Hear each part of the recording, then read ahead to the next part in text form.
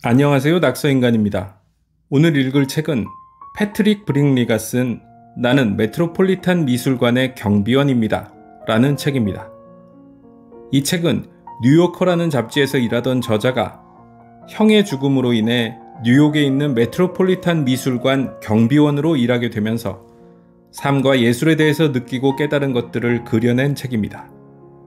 오늘은 이 책에서 저자가 경비원으로 일하면서 사랑하게 된 메트로폴리탄의 예술작품들을 설명하는 내용만 발췌해서 읽어보겠습니다. 동서고금을 망라한 11점의 그림, 조각, 타일, 테피스트리의 아름다움을 느껴보시죠. 그럼 낭독을 시작하겠습니다.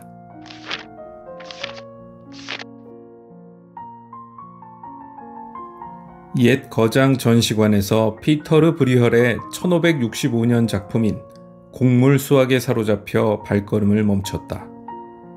지금 생각해보면 나는 근본적으로 예술만이 가진 특별한 힘에 반응하듯 그 위대한 그림에 반응했다. 다시 말해서 그림의 위대한 아름다움을 어떻게 대해야 할지 몰랐음에도 이미 그것을 충분히 경험한 것이다. 그때는 내가 느낀 감상을 말로는 분출할 수가 없었다. 사실 할 수 있는 말이 별로 없었다. 그 그림의 아름다움은 언어적인 것이 아니라 물감과도 같이 과묵하고 직접적이며 물체적이어서 생각으로 번역하는 것조차 거부하는 듯했다. 그래서 그림에 대한 나의 반응은 새 한 마리가 가슴 속에서 퍼덕이듯 내 안에 갇혀 있었다. 그 감정을 어떻게 받아들여야 하는지 알 수 없었다. 어쩌면 지금까지도 늘 어려운 일이다. 이제는 경비원으로서 수많은 방문객이 각자의 방식으로 이 신비로운 감정에 반응하는 것을 지켜볼 수 있게 되었다.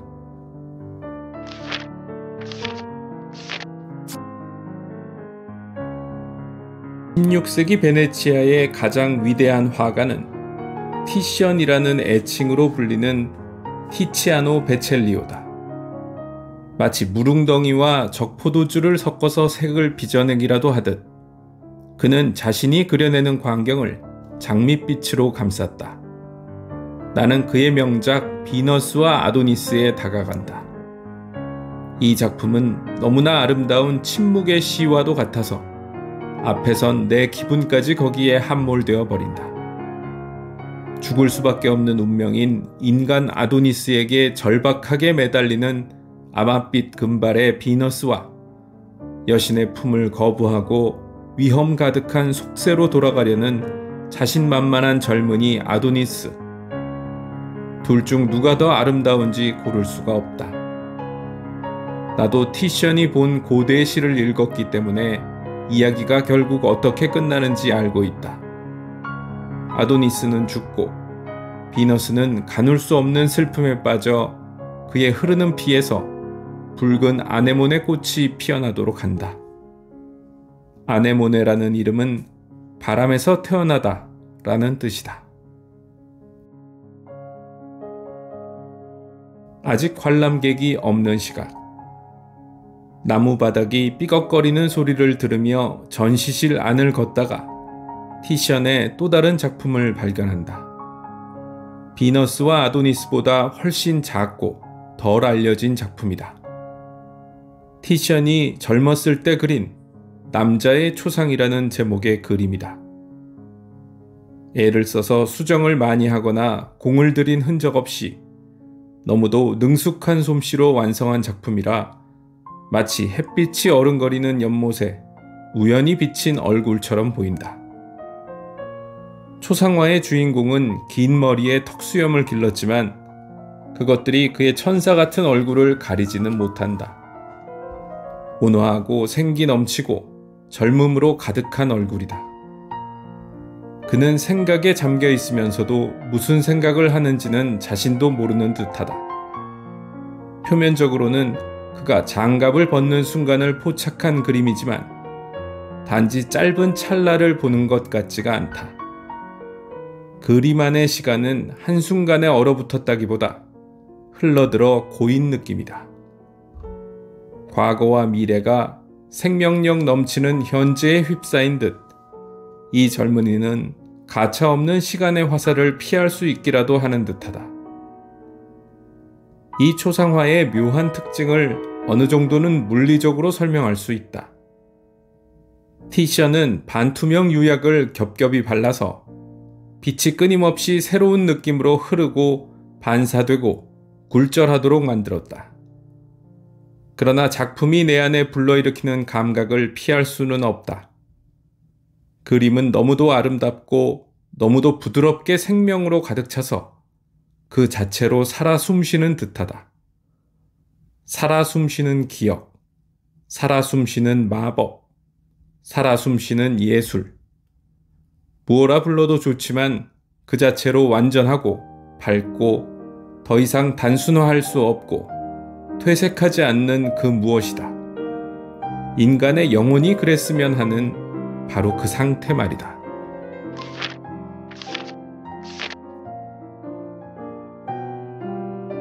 메트로폴리탄에 소장된 작품들 중 가장 슬픈 그림은 베르나르도 다디의 십자가에 못 박힌 예수일 것이다. 그림에 가까이 다가가 보면 엄청나게 슬픈 광경이지만 유난스럽게 묘사되어 있지는 않다. 그리스도의 몸은 위엄을 잃지는 않았지만 축 늘어져 있다. 온화한 우아함이 우러나오는 분위기로 보아 그는 용감하게 고통에 맞섰던 듯하다. 마리아와 요한은 생각에 잠겨 땅에 앉아 있다. 두 사람은 무엇보다도 지쳐 보인다. 미친 듯 흘러간 하루가 끝나고 남은 건 죽음뿐이다. 죽음이라는 그 단도직입적인 사실, 불가해한 수수께끼, 거대하고도 돌이킬 수 없는 최종적 단호함만이 두 사람을 감싸고 있다. 작품들을 지켜보는 일을 하는 나는 이 작품을 본래의 의도대로 바라볼 수 있다는 사실이 고맙다. 14세기 화가는 언젠가 예술품 비평가라는 직업이나 미술사를 전문적으로 다루는 교과서가 등장하리라고는 상상하지 못했을 것이다. 베르나르도 다디에게 그림은 고통스럽지만 꼭 해야 할 필요가 있는 생각을 돕는 도구였을 것이다.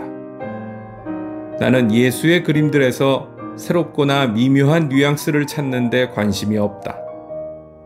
내가 이해한 건 다디는 고통 그 자체를 그렸다는 점이다.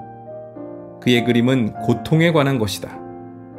고통 말고는 아무것도 없다. 그래서 우리는 말문을 막히게 하는 엄청난 고통의 무게를 느끼기 위해 그림을 본다. 그렇지 않다면 그림의 정수를 보지 못한 것이다. 많은 경우 위대한 예술품은 뻔한 사실을 우리에게 되새기게 하려는 듯하다.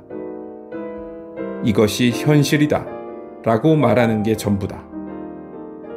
나도 지금 이 순간에는 고통이 주는 실제적 두려움을 다디의 위대한 작품만큼이나 뚜렷하게 이해하고 있을지 모르지만 우리는 이내 그 사실을 잊고 만다. 점점 그 명확함을 잃어가는 것이다. 같은 그림을 반복해서 보듯 우리는 그 현실을 다시 직면해야 한다.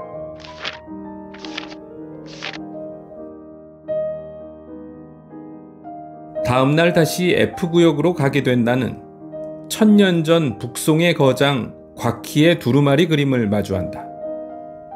그림은 아직도 생생하고 구김없이 펼쳐져 있다. 수색 평원도는 두루마리 그림치고는 아담한 크기로 원래는 그 길이가 내 양팔 너비를 넘지 않았다. 그러나 학자였던 그림의 소유자들은 작품에 대한 그들의 찬사를 수세기에 걸쳐 콜로폰처럼 두루마리에 덧붙였고 그 결과 세로 35cm 정도였던 그림의 폭은 이제 9m를 넘게 되었다. 내 눈길을 처음 끈 것은 새까만 잉크로 쓰인 완벽한 수직의 문자열을 자랑하는 콜로폰들이다. 보통 나는 중국어 구절들의 시간을 전혀 할애하지 않는다. 왜냐하면 뭐라고 쓰여 있는지 읽을 수가 없기 때문이다. 하지만 이번에는 한자를 읽을 줄 모르는 덕을 본다. 단 하나의 획도 언어적인 의미에 빠져 놓치지 않고 이 화려하고 다양한 문자들이 펼치는 시각적 향연을 오롯이 감상할 수 있는 것이다. 어느 한 획이 나른한 뱀처럼 나아가면 다음 획은 신속하고 격렬하게 연이어 찌르는 듯한 모양새다. 이 두 극단 사이의 모든 가능성이 지면 어딘가에는 존재한다. 각각의 문자가 남기는 조금씩 다른 인상에 주목하면서 하나에서 또 다음으로 시선을 옮겨간다. 말로 형용하기에는 너무나 미묘하고 또 너무 순수하게 시각적인 것들이다. 이런 순간에 얼마나 많은 감각적인 경험이 언어의 틈 사이로 빠져나가 버리는지 깨닫는다. 서예가들의 기술과 관록은 예술 행위의 가장 근원적인 충동을 고도의 기교를 통해 보여준다. 빈 표면에 짙은 자국을 남겨 그것을 작품으로 탈바꿈시키고 싶은 그런 충동 말이다. 내가 좀 더 이전 시대의 이 그림을 봤다면 두루마리를 차례로 펼치며 시선을 천천히 움직여 풍경 사이로 유유히 산책에 나섰을 것이다. 물론 이 그림은 지난 1000년 동안 해내온 것을 오늘도 똑같이 해내고 있다. 내 시선은 작고 고요한 배 위의 어부들과 벌거벗은 가을 나무들, 행상인들과 짐을 가득 진 노새, 암벽, 언덕을 오르는 허리 굽은 노인들을 지나 안개에 둘러싸인 산속으로 그 오래된 길을 따라 여행한다. 가슴이 저미도록 아름다운 풍경이다. 곽희는 풍경화가 일상세계의 굴레와 족쇄로부터 두루미의 비행과 원숭이의 울음소리가 우리의 가까운 벗이 되는 곳으로 도피할 수 있게 한다는 글을 남겼다. 하지만 반드시 글자 그대로 자연 속이라고 느껴야 하는 것은 아니다. 나는 이 그림 안에 있을 수 있어서 행복하다. 자연과 작가의 마음이 적절히 어우러져서 만들어진 곳이 분명하지 않은가. 어떠한 원숭이나 두루미보다도 곽희 본인이 나에게는 가장 가까운 벗처럼 느껴지는 곳이다. 눈으로나 마음으로나 이 그림을 완전히 흡수하고 감상하는 것은 결코 불가능하기에 나는 그것이 보여주는 세상의 충만함을 흡수하려고 노력하면서 더 깊은 침묵 속으로 빠져들었다.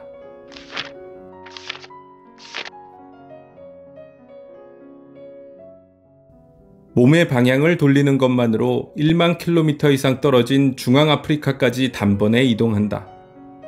그곳에는 수많은 나무 주술상이 전시되어 있다. 보자마자 그렇게 느낀 건 아니지만 나는 이들 중 하나가 이 미술관에서 가장 멋진 조각상이라고 여기게 되었다. 어떤 작품은 오랜 감상에 대한 보상을 주는 반면 어떤 작품에게서는 얻는 것이 덜한데 이런 차이는 첫눈에 알 수 없다는 것을 경험을 통해 깨닫는 중이다. 처음 그 조각상이 다른 유물들 사이에서 특히 눈에 띈다는 생각이 들었을 때 나는 스스로를 오랫동안 의심했다. 큐레이터들이 그것을 더 높은 받침대 위에 배치하지 않았는데 내가 뭐라고. 긴 시간 고독하게 조각상을 바라보고 나서야 확신을 갖게 되었다. 그것은 현대 콩고 민주공화국인 송예 사람들이 만든 은키시로 영적인 힘을 담는다고 믿었던 주술상이다. 1970년 이전에 조각된 것으로 연대는 특정할 수 없다. 키는 약 90cm 정도이고 작은 사람처럼 보이지만 사실은 사람이 아니다. 은키시는 인계의 것이 아니기 때문이다. 은키시 주술상의 배는 임신한 것처럼 부풀어 있고 팔과 가슴은 신성한 기름을 발라 매끈하며 털과 깃털로 된 머리 장식, 방패형의 볼록한 얼굴을 하고 스프링 같은 목 위에 거대한 머리가 균형을 잡고 있다. 많은 이들이 이 조각상의 탄생에 한 몫을 했다. 장로들은 조각상을 의뢰했고 마을 사람들은 신중하게 고른 나무를 베어왔다. 우두머리 조각공은 은키시 주술상의 형태를 만들었고 은강가라고 부르는 치유사 역할의 무당은 비신바라고 불리는 약재와 주술적인 물질을 주입했다. 완성된 조각상은 사람의 손으로 잡을 수 없을 정도로 강력한 힘을 가졌다고 여겨졌기 때문에 야자섬유로 만든 끈을 조각상의 손목에 고정해 긴 막대기로 옮겨졌다. 그렇게 은키씨는 신성한 거처로 행진했고 마을의 남자 중 한 명이 언제나 그 곁을 지켰다. 그 남자는 꿈이나 영매를 통해 지역사회에 관한 중요한 메시지와 경고를 받았다. 은키씨 주술상을 보며 이런 뒷이야기의 흔적이 얼마나 많이 남아있는지 확인하는 과정은 짜릿하다. 손목에는 여전히 야자 섬유로 만든 끈이 붙어있다. 입안에 들어있는 끈적끈적한 것은 비신바이고 야자 기름과 동물의 피로 기름 부음을 받아 조각상이 젖어있는 것처럼 보인다. 무엇보다도 조각가는 은키씨 주술상을 초자연적인 존재로 만들기 위해 엄청난 노력을 기울여 놀라운 기하학적 형태를 완성한 것이 분명하다. 조각의 형태를 잡으면서 이 예술가는 엄청난 난관에 직면했을 것이다. 곽희의 두루마리나 모네의 그림과는 달리 그의 조각은 다른 것을 모방하거나 묘사하지 않았다. 그것은 신성한 존재처럼 보이려고 의도된 것이 아니라 그 자체로 신성한 존재여야 했고 따라서 일반적인 인간의 손길 너머에 존재하는 것처럼 보여야 했다. 어떤 것의 모방이나 묘사가 아니라 새롭고 기적적이며 그 자체로 완성된 형태라는 확신을 가진 완벽한 존재. 다시 말해 어느 정도 갓 태어난 아기 같은 모습이어야 했다.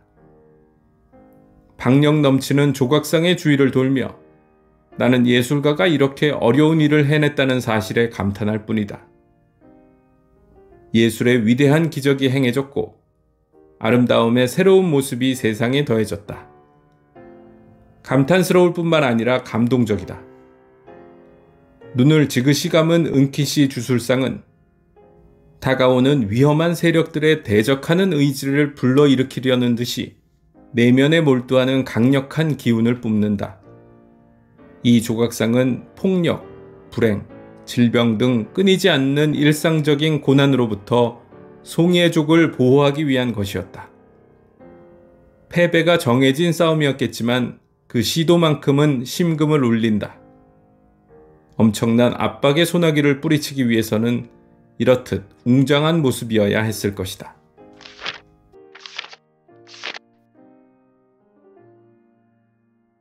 내가 배치된 곳은 밝고 천장고가 매우 높은 전시실로 호메로스보다 약 150년 후, 소크라테스보다 약 150년 전의 과도기였던 고졸기 그리스의 작품들로 가득하다.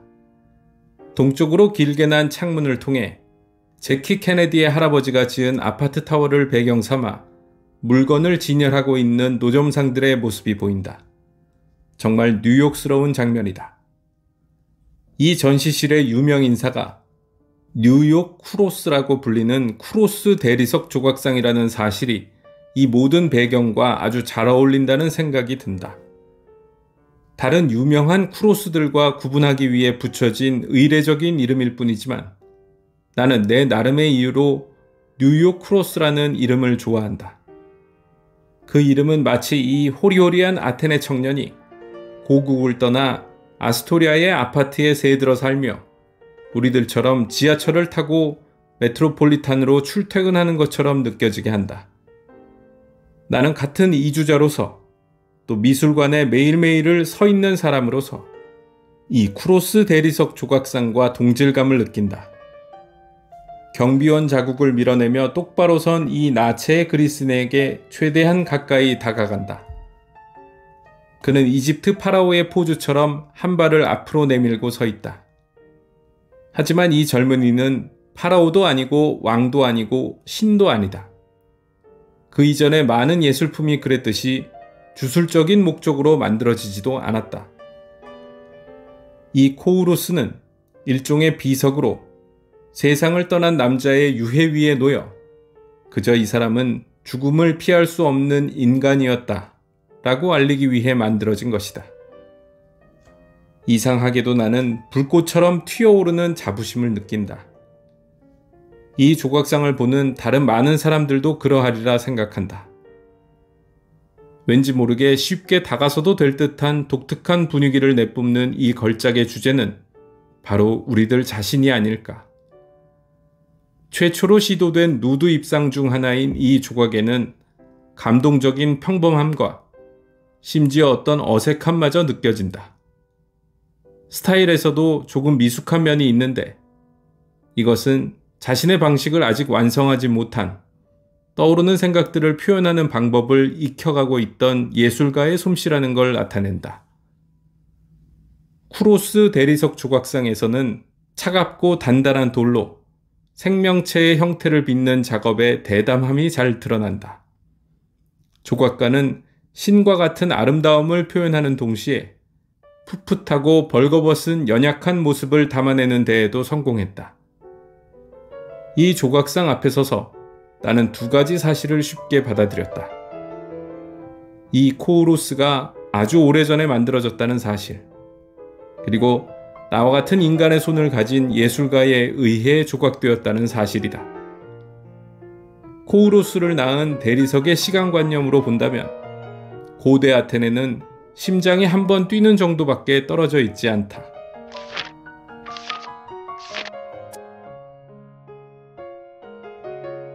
어느 날 언젠가 일어날지도 모른다고 경고를 받았던 바로 그런 일이 일어났다. 독실한 무슬림 방문객 하나가 지금 우리가 동쪽을 향하고 있는지 물어온 것이다. 그와 나는 예배자들에게 메카의 방향을 안내하는 벽감인 미흐라브를 바라보고 있다. 나는 잠시 생각해보고 그에게 그렇다고 대답했다. 그는 기도해도 되는지 묻는다. 나는 태연하게 답한다. 네, 물론이죠. 하지만 다른 관람객들이 걸려 넘어질 수도 있으니 엎드리는 건 안 됩니다. 그는 나에게 감사를 표하고 두 손을 모으며 미흐라브를 뚫어지게 응시한다. 나도 그를 따라 하며 하나의 중심점, 이 경우에는 실제 위도와 경도상의 좌표를 향하도록 자신의 믿음을 맞춘다는 건 어떤 기분일까 생각한다. 방문객에게 이 작품은 그가 마음속으로 그리는 거룩함으로 통하는 관문인 셈이다.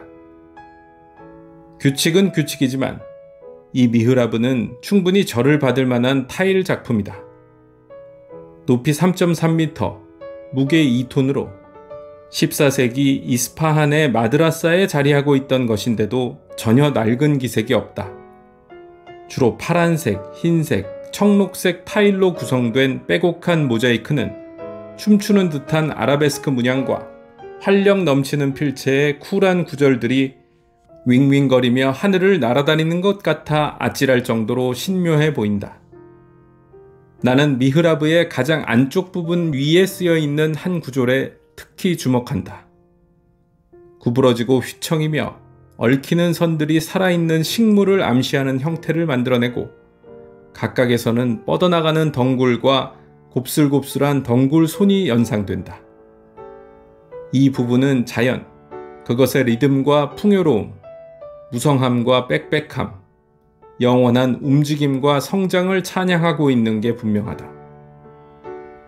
그러고 나서 시선을 아래로 내려 둥글고 우묵한 곳에 뾰족한 아치가 솟은 미흐라브 그 자체를 들여다본다. 여기서 자연의 형태들은 이슬람 디자인의 또 다른 주춧돌인 기하학적 추상과 공간을 공유하고 있다.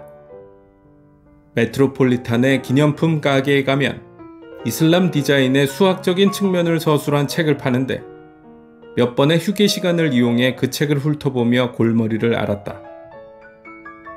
내가 이해한 바에 따르면 이슬람의 디자이너들은 항상 가장 단순하고 가장 원시적인 모양인 원에서 시작해 그것을 분할하면서 그 안에 새길 수 있는 다양한 모양들을 생각해냈다고 한다. 몇몇 선들은 지우고 또 다른 선들은 무한한 모는 종이 위로 연장하고 반복하며 그 합일성으로 신을 상징하는 원에서 파생한 무수히 많은 패턴을 만들었다. 그렇게 탄생한 결과물은 원에서 출발한 흔적이 보이지는 않지만 이슬람의 교리 중 하나인 다양성의 바탕이 되는 통합성을 보여준다.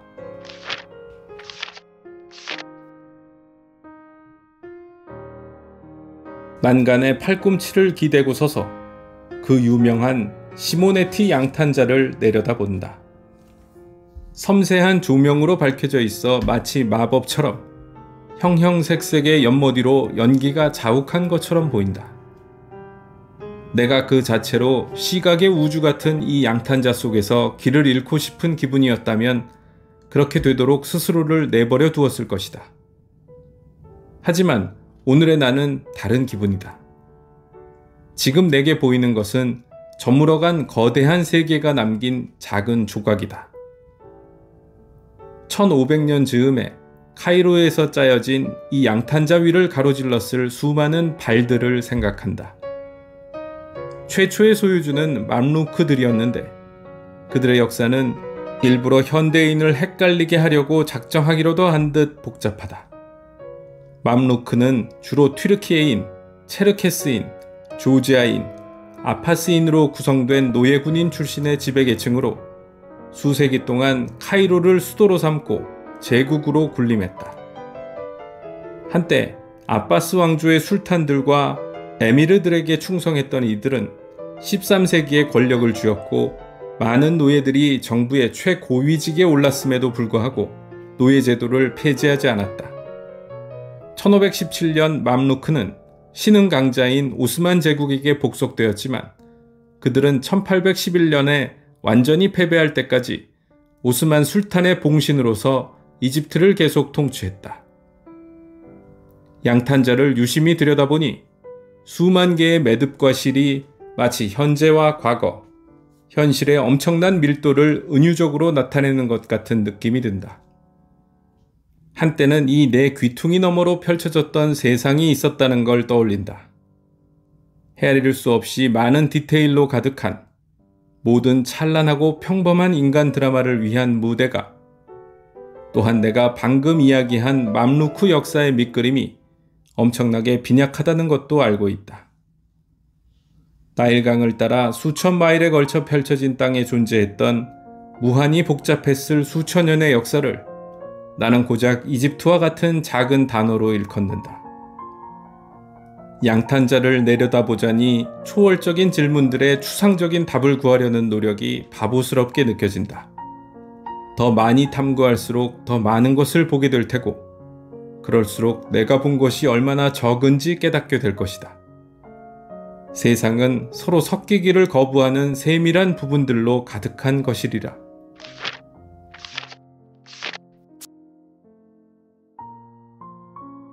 실례합니다라고 연발한 끝에 전시실 가장자리를 돌아 메트로폴리탄의 가장 유명한 소장품인 동시에 이번 전시의 하이라이트인 작품을 보러 간다. 빛을 받으면 손상되는 작품이라서 경비원으로 일하면서도 그 작품이 전시된 모습을 본 것은 이번을 제외하면 단 한 번뿐이다. 미켈란젤로는 비계 위에 올라가 있지 않을 때는 화판으로 돌아갔다. 붉은 초크로 그린 이 소묘는 그가 그려낸 수천 점 중 하나일 것이다. 내 눈앞에는 리비아인 시빌리라고 부르는 인물이 놓여 있다. 미켈란젤로의 작업실에서 포즈를 취하고 있는 누드 모델이다. 그 남자는 아마도 예술을 하려는 학생이나 조수였을 것이다. 시빌은 여자 예언가 혹은 점쟁이로 알려진 인물이지만 미켈란젤로가 관심을 가졌던 건 대개는 남성의 몸이었다. 그는 젊은 남성 모델에게 몸을 나선형으로 꼬는 어려운 포즈를 취해달라고 주문했을 것이다. 자신도 어려운 자세로 작업을 해야 해서 고생을 많이 한 그가 모델들이 그런 자세를 취하느라 쥐가 나고 여기저기 결리는 것에 대해 공감을 했을지 궁금해진다. 나도 슬쩍 그 자세를 취해보지만 사람들의 눈이 신경 쓰여 그냥 몸을 스트레칭하는 척했다. 그런 다음 그림을 더 자세히 보기 위해 몸을 기울인다. 그토록 불만으로 가득했던 사람이 그린 그림이 어떻게 이토록 아름다울 수 있단 말인가. 한편으로는 영감을 받아 그린 그림이지만 다른 한편으로는 무한한 근면성의 산물이다. 그는 긴 시간을 바쳐 모델의 등과 팔의 모든 근육에 음영을 줬다. 미켈란젤로는 천장화 전체에 걸쳐 약 430명의 인물을 그려야 했다. 그럼에도 그는 10일의 발이 너무도 흥미로워서 엄지발가락이 땅을 짚은 모양을 3가지 다른 방식으로 그렸고 그마저도 아름답게 만드는 데 성공했다. 종이 위에 무엇 하나 그냥 그린 건 없다. 한 획 한 획마다 어려운 임무를 완수하고자 하는 에너지와 야심과 헌신이 깃들어 있다. 미켈란젤로는 빈 종이 한 장만 있으면 모든 근심을 잊고 혼신의 힘을 바쳐 주어진 과제를 해냈고 씁쓸한 불평 따위는 일이 끝난 후에나 하는 사람이었음이 분명하다. 어려운 일을 해내는데 이보다 나은 방법이 또 있을까?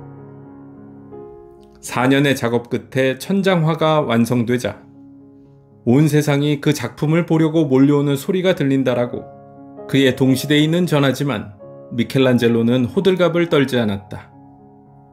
그동안 그려오던 예배당 천장화 작업을 끝냈습니다. 교황이 매우 만족했습니다. 라고 그는 그의 아버지에게 편지로 전했을 뿐이다. 그런 다음 덧붙였다. 다른 일들은 바랐던 대로 이루어지지 않았습니다. 그건 제가 시대를 잘못 타고난 때문인 듯해요. 지금은 제가 하는 예술에 그다지 호의적이지 않은 시대예요.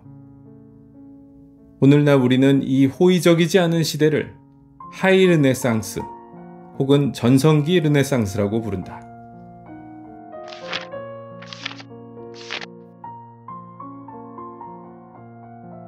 옛 거장 전시관에서 내가 제일 필요로 하는 그림은 15세기 이탈리아 수사 프라 안젤리코의 십자가에 못 박힌 예수라는 결론을 내린다.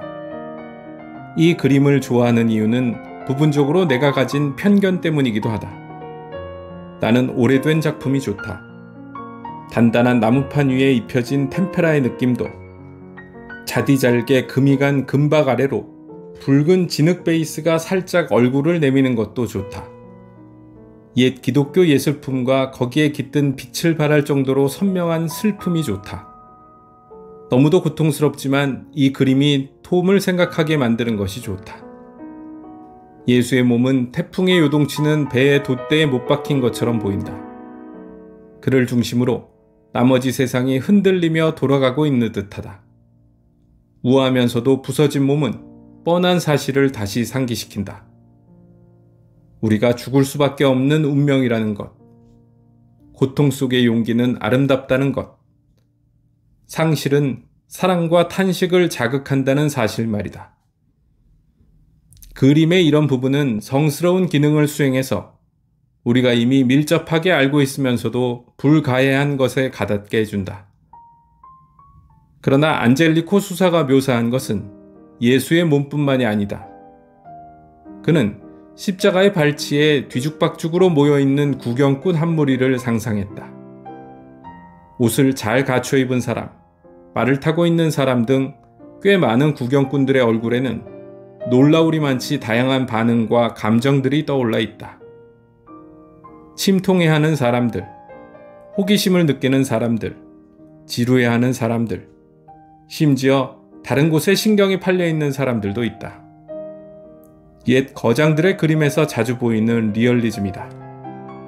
끔찍한 순교가 벌어지는 와중에도 어떤 사람들은 음식을 먹고 창문을 열고 별 생각 없이 그 옆을 걸어간다. 나는 사람들이 몰려있는 가운데 부분이 혼란스러운 일상생활을 제대로 표현한다고 생각한다. 디테일로 가득하고 모순적이고 가끔은 지루하고 가끔은 숨막히게 아름다운 일상.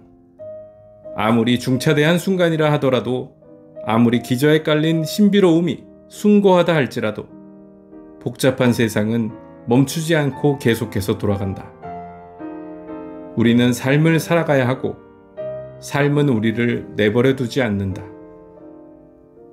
마지막으로 그림 하단이 있다. 그곳에서 그림의 톤은 다시 한번 변화한다. 거기에는 슬픔에 겨워 쓰러진 어머니를 돌보는 연민 가득한 사람들이 있다. 수동적인 구경꾼들과 달리 그들의 마음은 같은 방향, 즉 선행으로 향하고 있다. 그림의 이 마지막 부분은 따르고 싶은 모범이다. 내 앞에 펼쳐진 삶에서 나를 필요로 하고 내가 필요한 경우들이 있을 것이다.